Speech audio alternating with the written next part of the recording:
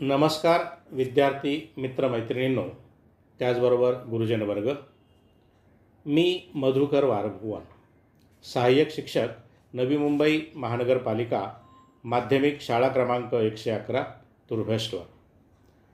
आज आपण इंग्रजी विषयातील एका महत्त्वाच्या अशा भागाचा अभ्यास करणार आहोत, जो कोणत्याही भाषेच्या दृष्टिकोनातून महत्त्वाचा असतो.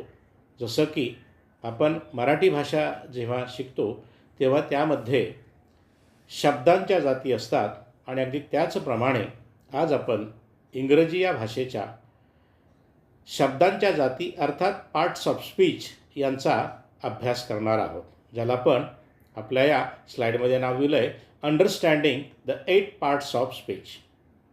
इंग्लिशमध्ये सुद्धा शब्दांच्या 8 जाती आहेत आणि म्हणून अशा शब्दांच्या जातींचा अभ्यास करताना आज आपणाला एका भागाचा विचार करायचा आहे.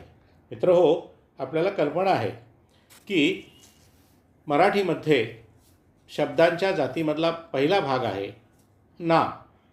अर्थात अगदी तसंच इंग्लिशमध्ये सुद्धा नाम किंवा नामे नाउन्स असतात आणि म्हणून नाउन म्हणजे काय तर मराठीतलं नाव कशाला म्हटलं जातं.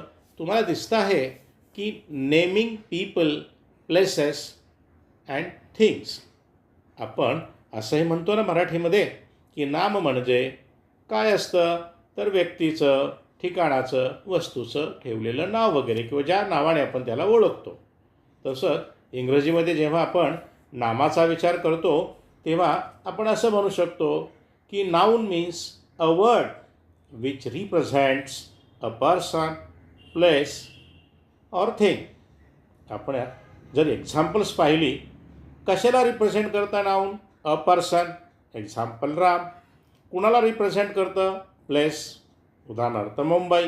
कुणाला रिप्रेझेंट करतं? बुक, वस्तूला, थिंग.